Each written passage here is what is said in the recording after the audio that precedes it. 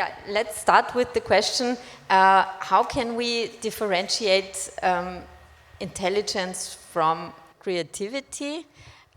What are the similarities between the two terms, and how does it affect work in the field of design, for example? Nadia, you mentioned one data set or something that 90% of creative jobs will, I don't know, vanish or something. So this would be the first area that the students are interested in, or the audience is interested in. Steffen, what you also mentioned this topic in your talk. So what's the difference between intelligence and creativity, right, or the commonalities? I think this is two different kind of levels, right? Intelligence is more of a more general concept that includes several other forms of abilities, and creativity is one part of it. So you can be very creative with a high or a low intelligence, and you can be very highly intelligent and not be very creative. So I'm not sure that there's a lot of connection in between, because I think it's distinctive concepts because they address different types of problems. But if you think about that creativity is of finding new solutions, then I assume that there is a certain intelligence necessary to have these processes to come up with the new solutions, to process all the information and to make new ones. Because actually for me it would be to find connections between areas that are at the first glance not related. This would be this type of intelligence that I think is decisive for future societies. And so I always wonder, what is the distinction between those concepts? Because I think you also mentioned it, that AI is not really intelligent because it's not, at the moment, still not able to have this contextual awareness or situational awareness. But the AI can be creative, yeah. Right? So even if we say it might not be intelligent in a certain sense, but there is a creative part of it. It can solve problems where we don't know the solution. It can create new things. So it has some type of creativity. Shall I add? I think, for me, creativity, I think, is a type of intelligence where you have a unique filter, or something like that. And I think when we speak about creativity, not as like a concept, but more like as a practice, I think there's a big difference between creative work that is kind of commodified, right, or like content, which it can absolutely generate, and it can churn out a million ideas and so on, and more creative practice in terms of like art. For me, that's like a different ballgame, I think, and also how we then relate AI like in those contexts. And I saw this like meme the other day that I really love, and it says something like, artists are like highly sensitive people reporting back to the group about their experience. And I really like that. And I think for the time being, and perhaps always, AI can, yes, like distill and churn and combine information and ideas in a linguistic sense, or even in a like visual sense. But what makes creative work often interesting is also the person that has like has a lived experience and therefore makes certain choices, has a certain like aesthetic, thing that gets them going, and kind of all those filters that make then a certain outcome, and like the process that goes into that, the thinking that goes into that, for me is like what makes art in the end like interesting. And I don't see that as a sort of AI task anytime soon. But I think, there's a big distinction between creativity A and creativity B. I'm sure someone else has maybe better terms for all of that, but yeah. I think it's a very important question, and I think it concerns tunneling AI, so taking AI into tunnels. So thinking about smaller infrastructures and how you train it, and thinking also in terms of pushing the limits, where, until when you can train it, when it's still a community, and where does the community stop? So think about who is responsible for that training in terms of smaller providers and tunnel infrastructure, so that you think about, feedback loops and like whom does do the reach. And on the other hand, I think it's interesting because we so much think about in terms of algorithms that there are numbers behind.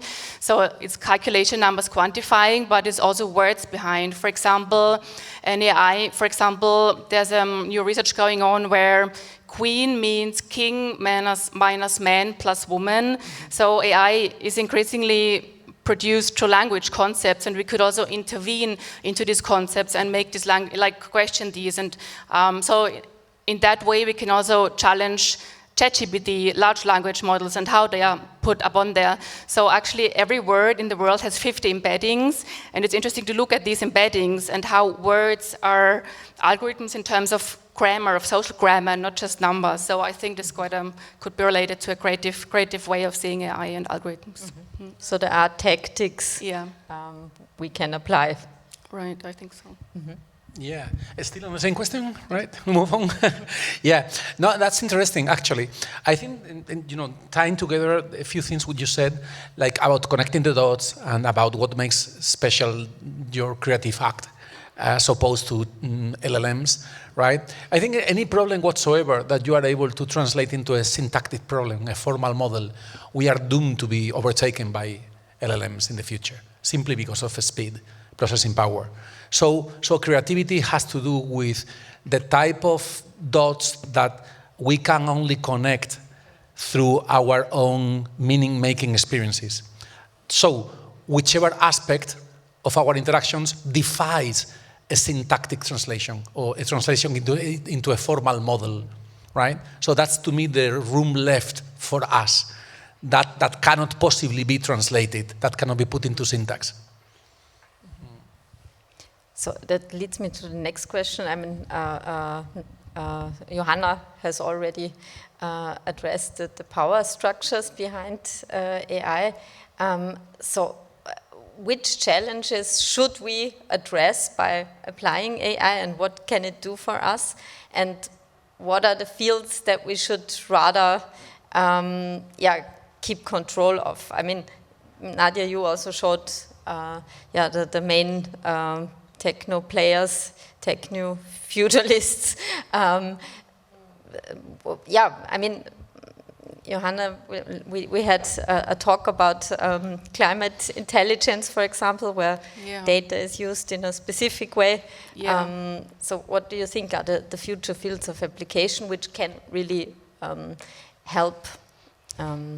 Yeah, so it is important to address where it's being used and by whom, so also addressing the question of bias.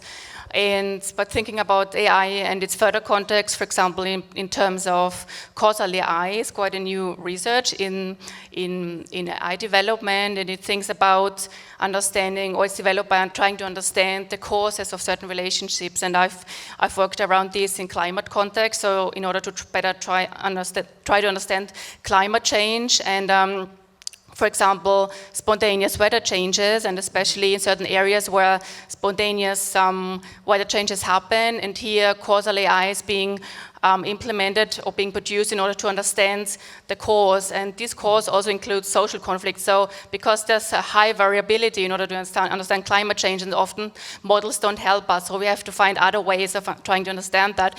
And this algorithm tries to take into account the high variability, including social aspects. For example, migration streams, people move somewhere and create new pollutions, new aspects of pollution, which weather models cannot actually observe, but new algorithms try to do that? And again, we have the question of latency. So how does certain variables in the algorithm draw the connection to that? And I think this is, again, a creative aspect. So how this link is being drawn, it's kind of a vacuum, but it's a speculative space, but still trying to be calculated. Or well, maybe it's the incalculable aspect of calculating things. But I think that's important to also include social aspects regarding to climate change and causal AI is trying to find a solution.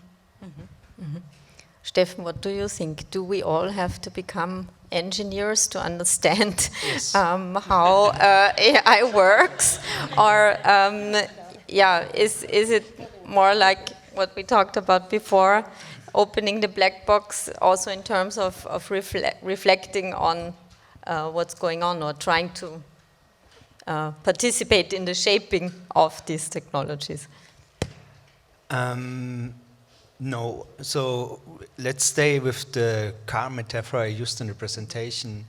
I'm not sure how many people in the room know how the car actually works, but we all use a car, right? And this is something we also can do with AI.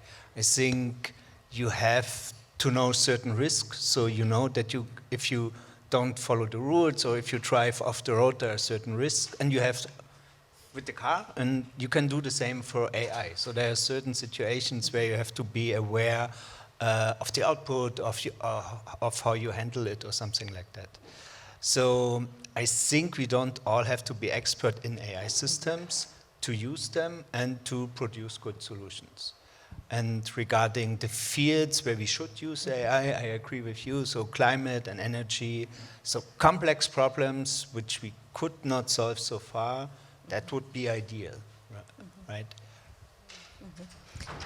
Yeah, maybe to reply on that, because I do think indeed we don't need to become all engineers or we have to know every intricate detail. But what I have experienced as well is a lot that if we only are using the mid-journeys, the boxes that are completely like rigid and that you can only do certain aspects with, I think that is really a loss of the creative profession in a way. So I do think that some sort of technical ability to move beyond that specific, throw something in and get something out, what is already predetermined almost, I think that is quite important. There's a certain level of literacy. That leads me to the next field, the field of education. We talked about it before. How do we deal with all the developments in the field of education? Yeah. Paco, you No, mentioned. definitely. That's something we were, Margarita and I, discussing over the break, because it's something, especially, students in the room, that's something like gives me a lot of headaches. When I'm teaching, I try my students, for example, to understand what's happening, the nuts and bolts of ChatGPT, other than write the essay for me, right? And we have an issue here because we want to do slow science, slow AI, slow everything, right? We need to slow down, in fact. And there is a conflict here because it's so tempting for some student or for any of us, it's so tempting to say, hey, click, done. There is some middle ground in between becoming an expert and simply thinking this is magic. And it's that you need to be proficient enough, at least at least to be able to understand, for example, that you need to be cautious about the output, because you never know when it's hallucinating a result. Is it making it up? Does it make sense? You need to truly understand what is it that the system is outputting, right? And only in that way you are able to use it in a productive way. Now, something we tell our students, at least I emphasize it a lot in my classes with undergrads, like say I try hard to teach them to learn how to use it to write their essays, right? And I tell them, look, using it correctly means that it's more time consuming. So if you think that ChatGPT allows you to finish earlier your essay, you are not using it correctly. If you use it correctly, it means you are at the wheel. You are not simply saying, yes, please, because it's so tempting to say yes, please to everything it offers, and then you are just being ridden by it. So you need to be driving it, right? And that means that it's got to be slow. You cannot do fast prompt engineering. Otherwise, it just becomes that you're just on a free ride, right? So education, I think, should be number one on the agenda, because in the future, it's going to get better and better and better. Some people say worse and worse. I think better and better. I see the bottle half full. I'm very optimistic about what's coming next, if we learn how to use it, right? And not being enslaved by it. I mean, the question for me is it there is a temptation of anthropomorphism, as you mentioned before. I mean, we treat ChatGPT, etc., as co-authors sometimes. Johanna, you mentioned before, maybe it's all merging. It's becoming an ecosystem where we kind of really merge with our agents, our digital agents.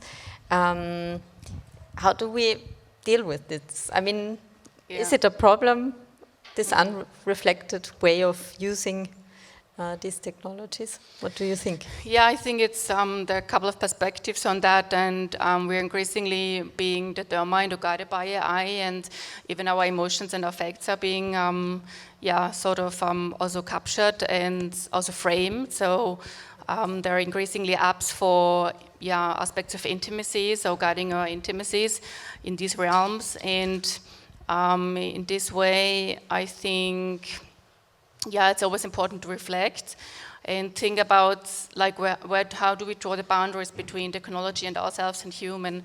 And for example, like, much is taken from nature. There's, for example, an animal that's called brittle star, which exists of millions of lenses. So it actually it photographs the world, and that's how it comes into being. So it is a technology. It actually works according to how AI is built and conceptualized. And so at the same, like, we see how we anthropomorphize technology, and I think at the same time I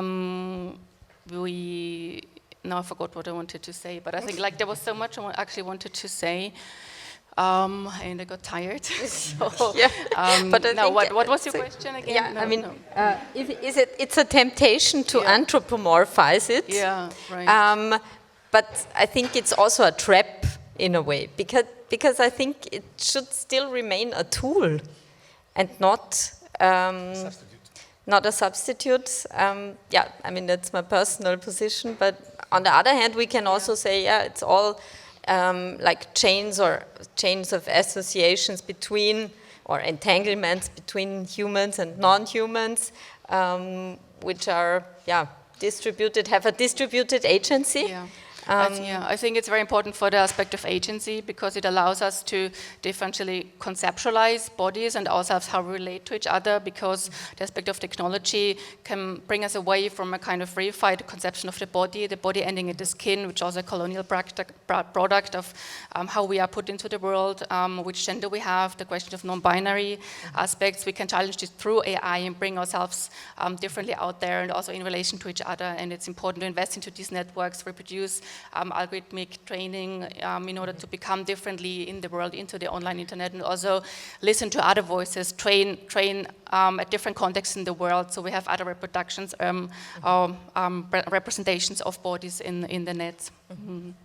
I think that's the potential of AI for presentation, and also that's where you can use it as a tool for agency and creativity. That's also I wanted to say, but I think I forgot that. Yes. And I interrupted for I a moment. found the thread again.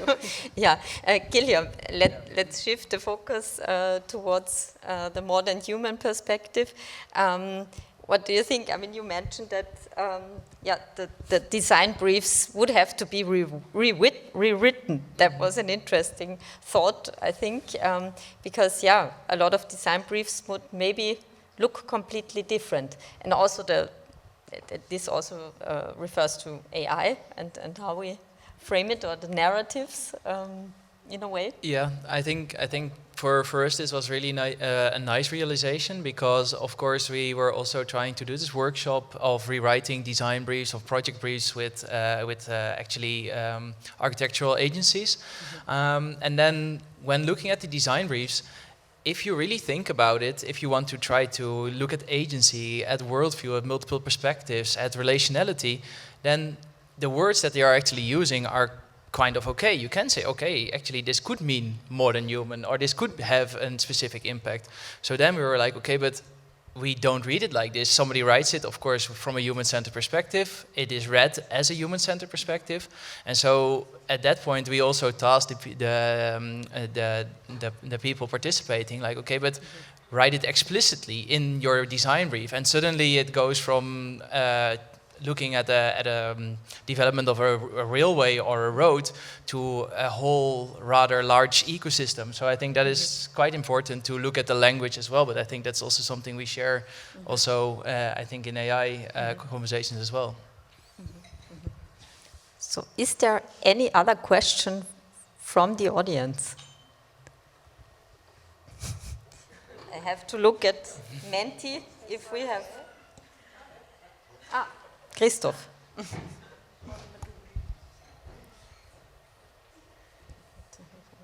This is really exciting. I think we should all be very wide awake. So I was wondering, actually, speaking of language and the agency of language, we often have, or at least that was my recent impression when we talk about, let's say, critical technology studies, it's still very often used that we talk about non-human. And then, of course, it's often this discussion about what is with this prefix. If we talk about non-human, does it include or not include?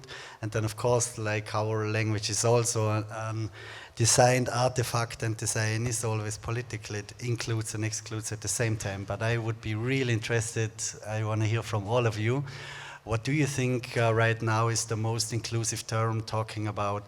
Is it more than human? Is it non-humans?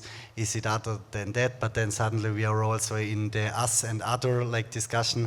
But I'm really intrigued by this thought, because I personally use the term more than human because it acknowledges the human aspect, but also that there are other manifolded realities and encounters.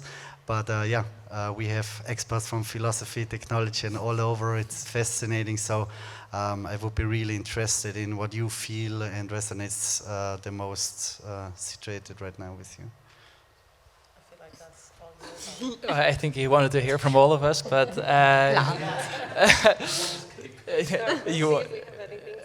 but for me, indeed, I think I follow your train of thought, and as you also can see that I've been using other than human mostly in my presentation, and it's indeed because it's also to see that there is many other things than other beings, other actors and actors as humans. But I do think that sometimes the distinction can be made. So if you say, okay, it's right about me and then the non-human, you can sometimes do that, but of course it really depends on the context, because then again you create that bifurcation basically between us and the other in that sense. I can't say I've ever thought about this question before, and I don't think I have a real answer to it.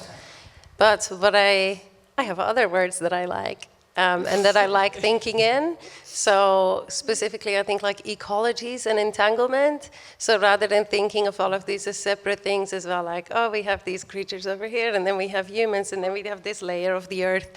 It's it's all just one big soup of earthly relations.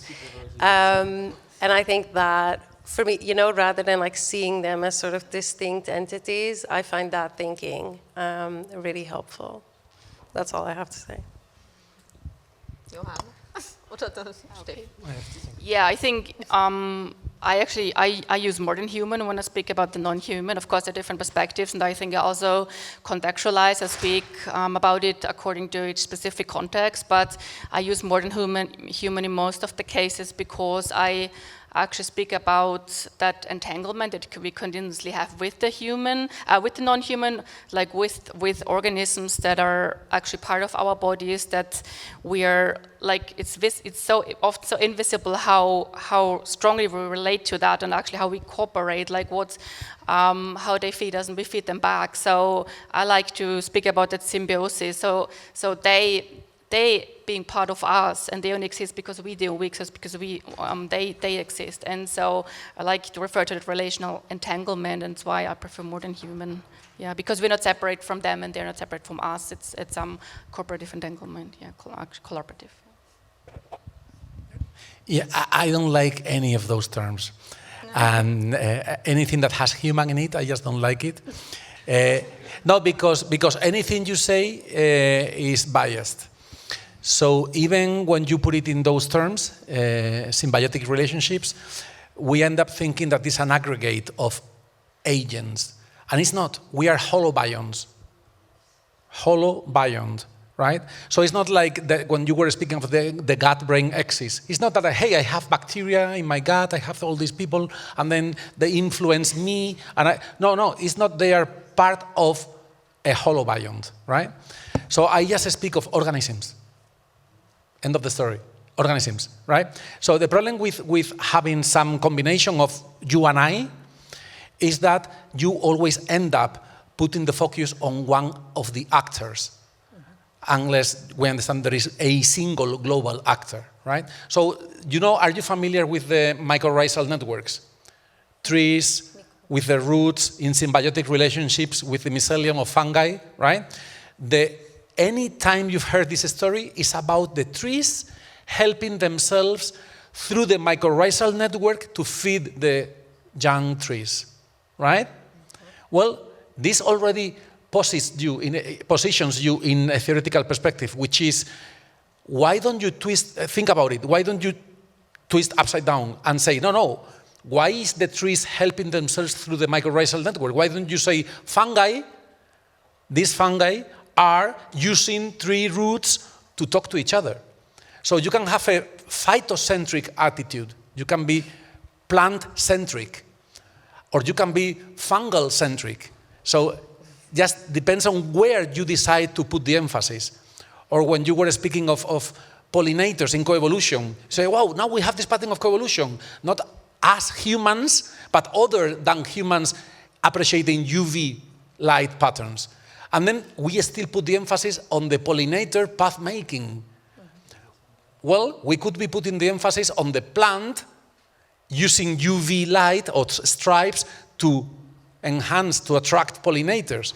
So any choice you make is going to be biased. So I could just speak of life, organisms. People there doing things, but... So, same for me, never thought about this question before. And my first reaction was like, I would call it agents, because of a similar reason to not include humans at all in the term, because there is a certain bias. So, but after you speak, I would probably also favor organisms a little bit more, or the superfly. I mean, that's probably the best one. Superfly. In fact, you know what people tell me sometimes when they say, hey, Paco, okay, organisms in general, right? And they say, you are so carbon-centric. Carbon-centric. Why carbon-based? Agent could be anything, right? Yeah. That's doesn't need to be carbon-based. Yeah. Yeah, I mean, I'm also interested in the role of intentionality or intention. Do plants have intention? I mean, does it make you intelligent if you have got an intention? Well, I would go way beyond plants. I mean, can life be non-intentional? I mean, I think that to be alive is to have a mind. There is no life which is mindless. And this applies to unicellulars, right? In fact, you know what? It even applies to viruses. Because we usually draw the dividing line in between life and non-life from viruses to bacteria. As if viruses were not alive because, they need to kidnap somebody else's machinery to reproduce themselves, right? Well, we heard this morning about extended. Why cannot we speak of extended life? The virus is helping itself to somebody else's machinery. So to me, life itself, including viruses, have got to be intentional. A different issue is that it's hard pill to swallow, not to put intentionality in human terms and say, hey, we provide the gold standard. I know what intentionality is. I can feel it in myself. I'm an intentional being, and thereby I try to apply the same recipe to any form of life, and I think of their intentionality as the degraded, as a simplified version of my intentionality. But if we forget about ourselves providing any gold standard, bacteria intentionally swim up a sugar gradient, right? So it has to do with being alive in the business of having to deal with what's important to you, right? I think probably that's where the term the agental comes in. So from agency to the agental. So agency not beginning at the body, at myself, but beginning from a coexistence, from a juncture, from a trace, from traces meeting each other. And here the agental, as I'm coming from reading Barat, defining the agency of the agental actually as the space-time mattering, like out of each specific moment. So like by the fact that molecules on a molecular level touch each other, produce agency, and that's how molecules like of organisms or any substances or species, how the agental is being created by space-time mattering, like by bringing forth agency as traces into the outer world. So they are reading Karen Barat, a physicist and philosopher, speaking about the agental instead of agency. So studying somewhere as a joint force of traces. Okay, so everything is connected in the soup of life, and I would suggest to switch the discussion and move outside now. Maybe we have another drink, and the concluding question, which I would like to ask you, is why is AI doing my creative work and not my laundry? My laundry. That was one question. I can't answer it. Okay, thank you.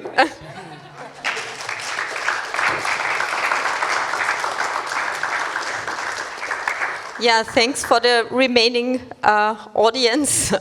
So thanks for joining us. And I would like to thank my whole team at this point.